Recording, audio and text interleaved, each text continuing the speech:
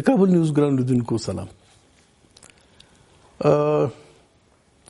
سوریه کې او په دغه سیمه کې مګوان داعش شکست خوړو تقریبا کوم مکمل د منځ نه تقریبا د منځ ته هغه کوم مناطق چې پلاس کې وغه د لاس ور کړی ته خو به په یو نیمځي کې نو هله خو دا و چې د منطقه د سیمه سوریه او ټول سیمه ثبات خاطر لري، لیکن اوس د سکاري چې دلته نور بحرانونه د تشکیل په حال کې دي. مثلا امریکا دلته غواړي چې د یو دیشزریزه ملیشه جوړه کړي د سوریه دیموکرات ځواک چې دی هغه په چوکاټ کې چې عمدتاً کردان دي. دا ترکیه دا ځانته ګواښ ګڼي، دا د سوریه دیموکراتیک ځواک ترهګر بولي او په همدغه خاطر دا یو هفته نه زیاته موده کېږي چې عملیات پیل کړي دي. افرین په سیمه کې هلته د دې ځواکونه ننوتي دي او امریکا طبعا چې اعتراض کړی دی ورباندې امریکا ترکیه نه غوښتي دي چې د صبر او حوصلې نه کار واخلي، دقت نه کار واخلي. خو دایم په ویل دي چې ترکیه باید معلومه کړي چې د عملیات به تر څو پورې تر کوم وخت پورې دوام لري. طبعا ترکیه خو که احساس خطر کوي نو تر څو چې دا خطر موجود وي دغه بحران به دوام لري. ترکیه وایي چې په افغانستان کې د امریکا د شتون نیټه کله معلومه ده چې زموږ معلومه شي. پرته یو بحران رو د غټېدو په حال کې دی. دغه بحران څومره یو مهم بحران دی، یعنی سیمه ته ترکیه ته څومره یو ګواښ دی او علتونه څه دي مجموعاً په دې سیمه په موږ باندې اغیز څه دي د دې ونې په تحلیل کې په دې باندې بحث کوو او په دغه بحث کې موږ سره ملګری دی ښاغلی نصرت الله حقپال. لومړی یو مختصر گزارش ګورو او بیا بحث ته ځو.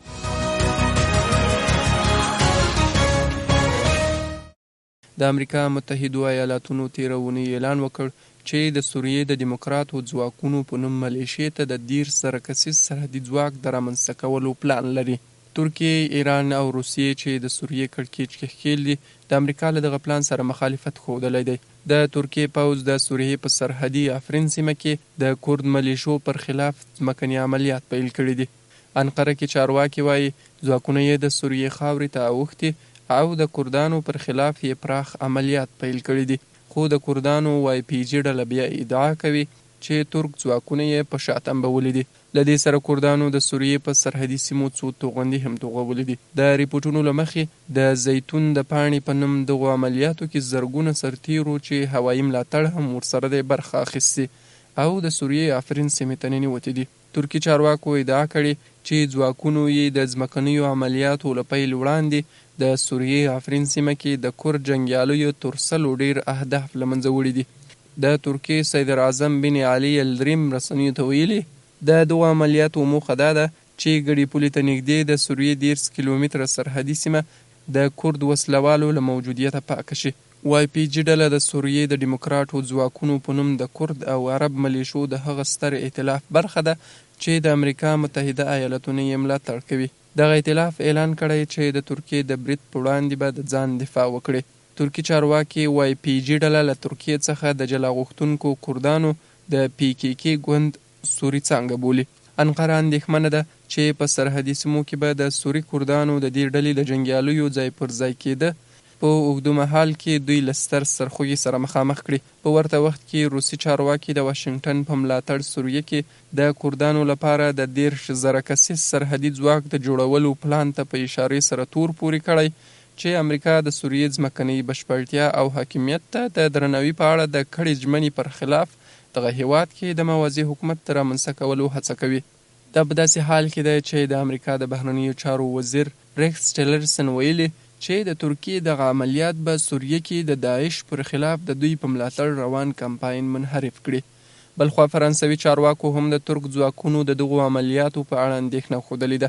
د دغه هیواد د بهرنیو چارو وزیر ویلي دوی د ترکیې پر اندېښنو پوهیږي خو له دغه هیواد غواړي چې له زغم څخه کار واخلي.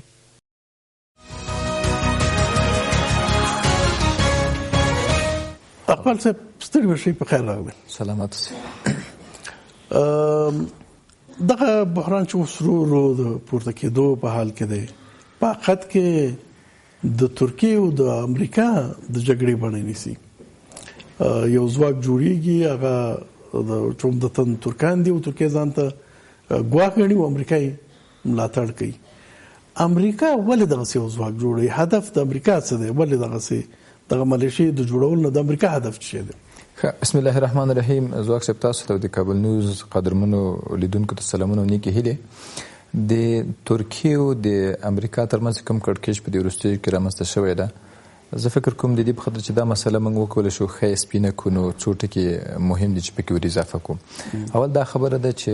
تاسو که له پخوا نه په دې سیمه کې یعنې د منځني ختیځ کې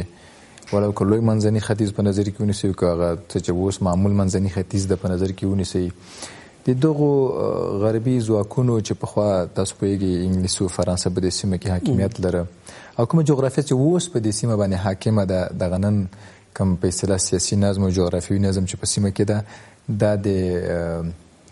فرانسې او د انګلیس ترمنځ د 1914 کال کې چې کوم د سایکس-پیکو تړون لاسلیک شو او دغسې یو په اصطلاح هیوادونو ارزیاندامه کو منځته راغلل، نو قرار دغه حالت د دوی په کنټرول کې په اصطلاح هغه ډلې او سیاستوال په حکومت کې و چې د اروپا پلوي او د اروپا په اصطلاح سیاست به تعقیبه او د دوی په ګټو سره سیمه کنټرولوله مدیریت کوله. خو یو شی موږ د لوی قدرتونو په سیاست کې په نړیوال نظم کې یا په نړیوال په اصطلاح بازار کې نسو هیرولی، هغه دا ده چې لوی قدرتونه همیش که په مشترک دښمن لري نو بعضې د افتراق او جداوالي ټکي سره لري چې هغه د دوی ملي ګټې او ملي حاکمیت، یعنې د غربي نړۍ چې موږ ویو او یوه نړۍ ګورو دونه یو هم نه ده سره له شک پرته، یعنې یو د اشتراک ټکی لري او یو د افتراق ټکی لري. د اشتراک ټکی دا ده چې که د ارزښتونو مسله وي، د دوی د ایډیولوژۍ مسله وي، یا مثلا د کمونیزم په وړاندې دوی یو بلاک و، که چېرته د اسلام په وړاندې راواخلئ دوی یو بلاک دي، خو په خپلو کې بیا هغه سیالۍ سره لري چې هر یو غواړي په اصطلاح چې خپل واکمني هم په داخله هم په بهر کې خبره ده. دا ډېره مهمه ده چې په دې کې دوی په سیالیو کې سره دي. امریکا چې په د دوم نړیوال جنگ نه وروسته له شک پرته د نړۍ لومړی قدرت سو او بیا وروسته کمونیزم هم راغی، په رقابت ورسره پرېوت. خو خیر موږ په سیمه باندې بحث کوو. په سیمه کې د دومې نړیوال جګړې نه وروسته 1945 کال نه راپدې خو امریکا سیمې ته راغله او تاسو پوهېږئ چې په سعودي عرب او په ځینو نورو سیمو کې میشته سوله. د دوی تلاش دا و چې سیمه داسې په اصطلاح مدیریت کړي یا داسې لوري ته بوځي چې امریکایي عناصر، امریکایي سیاستوال، امریکایي کورنۍ، یعنې هغه چې د دوی په ګټه سیاست کوي په سیمه هغه قدرت ته ورسوي. د دغو تلاشونو نه یا د دغه هڅو د امریکا یو په ترکیه کې و. تاسو پوهېږئ چې ترکیه له ډېره وخت راپدې خو یعنې 1918 کال نه راپدې خو هغه تقریبا انګلیس په لاس کې پرته ترکیه وه تر دومه نړیوال جګړې پورې، او هغه ډلې ټپلې یا سیاستوال چې په قدرت کې و هغه د انګلیس په نفع سیاست کوو په سیمه کې. امریکا په دې لټه کې شو چې څنګه دا اتاتورک غورځنګ مشخصا همدغه غورځنګ چې تر اوسه هم تقریبا ځینې عناصر یې لا په قدرت کې دي. خو د 2000 لومړي کال نه راپدې خوا بیا خصوصا په 2003 کال کې چې د اردوغان په مشرۍ کم ګوند عدالت او پرمختګ ګوند قدرت ته رسیږي او لا تر اوسه دوی په قدرت کې دي. تاسو که په اصطلاح د مسایلو ژورو ته لاړ سئ نو دا هغه ګوند او هغه ټیپ خلک دي چې امریکایي سیاست په سیمه کې مخ ته وړي، هم په داخل د ترکیه کې او هم په سیمه کې په ستراتیژیک لحاظ. یو شی باید ووایم چې په ستراتیژیکو مسایلو کې دوی هغه سیاست کوي چې امریکا یې په سیمه کې په اصطلاح طراح او غوښتونکي دي. ښه دا خو وشول، اما په تیر کال چې کومه کودتا په ترکیه کې وشوله او ظاهرا داسې ونمود کېدله چې دا فتح الله ګلانو د دوی پورې تړلو خلکو کړې. زه په دې باور یم او تاسو دا تصفیه کاري د ترکیې په نظام کې که وګورئ دا اصلا داسې یو کودتا وه چې انګلیسي عناصرو وکړله، چې په اردو په پوځ کې ځکه دوی انګلیسي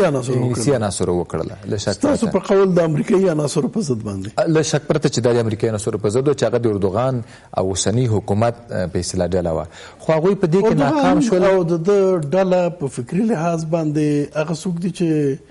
عمدتاً د امریکا ضد بلل کېږي. مجموعاً دغه د اخوان المسلمون غورځنګ چې دی په ټوله سیمه کې دا د امریکا ضد یو غورځنګ بلل کېږي. ډېره ښه پوښتنه ده ځواک صاحب. زه غواړم د دې په خاطر چې دا مسله موږ وکولی سو په اصطلاح مستنده کړو او مشهوده یې کړو، نو ځینو ټکو ته باید اشاره وکړم. زه بیا هم دا خبره کوم، یو موږ رسنیز بحث د مطبوعاتو کې په کومه په اصطلاح لفظي جنګ چیزي، یو په اساسي مسایلو کې موقفونه، دریځونه او سیاستونه څه ډول دي. تاسو د ننني ایران رژیم وګورئ چې 1990 نه تر اوسه رامنځته شوی ده. په لفظي لحاظ یو ځان ته یو بل ته محور د شرارت نه پیغام پلار د شیطان او رقمي شیطان لوی شیطان ورته خطاب کوي. خو تاسو وګورئ د افغانستان په قضیه کې د دوی دریځ یو ده، د عراق په قضیه کې چې نه مهمې مسلې دي، یو خو لفظي لوبه ده. د عراق په قضیه کې دوی یو دریځ لري، په سوریه کې د ګډ دښمن په وړاندې جنګ کوي، جګړه کوي او د ګډ دوست نه دفاع کوي. او په سیمه کې په اصطلاح نور سیاست چې وګورئ دا ټول یو دي. غواړم په دې ټولو کې په سوریه کې د یو دریځ نه لري، امریکا او متحدین یو خواته دي او دغه په مقابل کې ایران چې په کوم صف کې ولاړ دی هغه روسیا او ایران او د سوریې رژیم دی. نو دا څنګه سره یو اوس دا وایم که تاسو وګورئ یعنی په بعضو یې کې به په طبیعي توګه دغه سوي چې د ایران ګټې به او د امریکا ګټې به په یو معامله کې سره یو شی وي. نو د ګټو دغه اشتراک خو د دې معنی نه لري چې په اصطلاح د ایران رژیم د امریکا طرفدار دی یا سوریه رژیم د ما څه وختل. اول خو تاسو په سوریه کې وګورئ دواړه کم په اصطلاح سناریو چې د امریکا استخباراتو په سیمه کې جوړ کړ په نامه د داعش دواړه د همدې پر وړاندې جنګيږي. د امریکا دغه وکاله د سوریې انقلاب که تاسو وګورئ تر اوسه چې د بدیل باندې کار کوي او دا په صراحت سره امریکایي چارواکي وایي چې موږ الټرنیټیو یا بدیل په اصطلاح تر اوسه بشار ته نه پیدا کړی او تر څو چې الټرنیټیو ورته پیدا نه شي موږ دا نسو کولی چې له لوبې نه یې وباسو. یعنی دا د دوی پټه خبره نه ده. ایران هم راځي له بشار نه دفاع کوي او کوم سناریو چې د امریکایي استخباراتو په منځني ختیځ اوس په افغانستان کې رامنځته کړی دی داعش تر نامه هغوی هم د دې په وړاندې جنګیږي. او تاسو د دې د لفظي تشنج کوم سرته رسیږي ولې هیڅ کله په اصطلاح ګرمې جګړې ته نه رسیږي او کله چې اساسي مسایل راسي دا زموږ باور نه د تاسو ټول دا خبره وګورئ. صحیح ده د تاسو خبره کوم خو امریکا بدیل نه پیدا کړي په دغه خاطر نه غواړي د بشار رژیم سقوط وکړي. نو دا خو د ایران او د بشار د رژیم او د امریکا د یووالي په معنا نه ده. تاسو یو امریکا غواړي سقوط ورته ورکړي لیکن هغه وخت چې د بشار د رژیم متبادل پیدا کی یو خو نه خو یو شی چې موږ لږ دقیق سو ما زه دا وایم چې دغه مثال چې تاسو د ایران په قضیه کې وګورئ مثلا په یمن په لوبه کې وګورئ په نور سیمه کې وګورئ یعنی دوی چې امیش د دوی د اساسي ګټې سره مچ کوي هیڅ نه ده چې د دوی بنیادی او په اصطلاح ستراتیژیکي ګټې سره په تقابل کې راسي حاله چې لفظي لحاظ یو محور د شرارت ده او یو پلار د شرارت ده. اوس راځو زه غواړم په ترکیه کې دا خبره ورکړم بيخي بیلو وخت په خو باندې او چې دا ایران په ګټه دی او د امریکا په ګټه دی کوم ځکه سره په اشتراک کې دی دا بيخي اوس د بحث د افصله اوس ترکیه غواړم چې لیکن خبره دا ده چې ترکیه چې تاسو ویل چې د اوسنۍ رژیم د امریکا پلوي رژیم دی یا په اصطلاح د خوانه رژیم د انګلیسانو د امریکا پلوي دی. امریکا ولې د اقدامات کوي چې د یو څوک تقویه کوي چې هغه د ترکیه دشمن دی. دا ښه پوښتنه زه دې ته راځم. ما ځکه ویل چې دا د امریکایي سیاست پلوي او په اصطلاح خواخوږي رژیم د په ترکیه کې او په سیمه کې هغه چې امریکا په اصطلاح سیاست طرح کوي اعمالي دوی ماسه مختزي او دغه کودتا هم دغه په خاطر و بل اخر اردوغان دغه تقریبا تر یو لک زیات انګلیسي عناصر چې په دولت کې وغیله صحنه نه ویسل او ظاهرا فتح الله ګولان پر ونمود کی چې فتح الله ګولان په اصطلاح د ترکیه په سیاست کې اوس هغه نقش نه لري لکه د دومره لوی کودتا طرح چولري. دا کودتا د ګولان نه دا کودتا د ګولان کودتا د انګلیسي عناصر کودتا و د امریکایي عناصر په وړاندې چې انګلیسي عناصر شک پرته هغه د پوز خواني جنرالانو په اصطلاح زورواکي په قضا کې چې او اوس چې خپل اردوغان د امریکایي سیاست یو اساسي مهره په سیمه کې ده. اوس راځو دی ته اوس نه جګړه ده اوس چې کوم دغه لفظي په اصطلاح جګړه د ټرمپ او د اردوغان د دوه حکومتونو ترمنځ روانه ده. یو شی مونږ په اصطلاح په تناقض کې واقع نه کی هغه ده چې په سیمه کې چې کوم کردان میشتي او که تاسو دغه اراضي د کردانو په اصطلاح په دې سیمه کې مطالعه کوي په داسې یو جغرافیک کې پراته دي چې هم د عراق هم د سوریې هم د ترکیې هم د ایران په اصطلاح مشترکو پولو کې پراته دي چې د یو دولت د رامنځته کېدو ډېر پوتنشل او په اصطلاح شرایط لري چې دلته دی یو خپلواک نوی دولت رامنځته شي. ښه که تاسو د امریکا سیاست مطالعه کوئ تاسو د انګلیس سیاست مطالعه کوئ له پخوانه تر اوسه پورې د دوی هڅه دا وه چې په هره سیمه داسې تقسیم سي په اصطلاح داسې مرزبندي او طرحه کړي چې همیش هلته د دوی د دې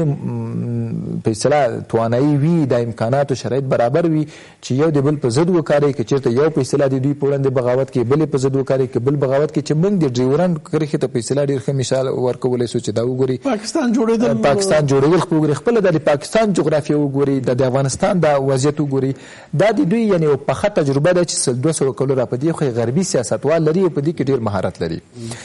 امریکا ما پخوا هم دا خبره کړې اوس هم چې په اوږدمهاله کې د دې غوښتونکی ده چې په دغه سیمه کې چې دا اوس کردان میشت یا د سوریې، عراق، ایران او ترکیه په دغه مرز کې چې دا کردان میشت دي او دوی دا ټول شرایط تقریبا لري چې یو دولت رامنځته کړي. په اوږدمهاله کې یو کردي دولت رامنځته کړي او که تاسو په فکري او ایډیولوژیک لحاظ کرد ولس مطالعه کوي نو په اصطلاح ډیر هغه برابر د امریکایي فکري ارزښتونو سره، یعنې ډیر سکولر خلک دي او هغه څه چې امریکایان غواړي دوی هغه ته ډیر ژمن دي او ډیر وفادار دي نسبت عربو ته، نسبت ترکو ته، له شک پرته چې دي. خو کوم وضعیت کې چې اوس چاته یو دولت نه لري، امریکا دوی سره ډیرې نیکۍ هم نه دي کړې له دې چې اوس د یو ابزار او ټولز په توګه کاروي، یعنې په اوږدمهاله کې دوی ته د دولت پلان لري اما د اوس لپاره نه. راځو بل بحث ته، دغه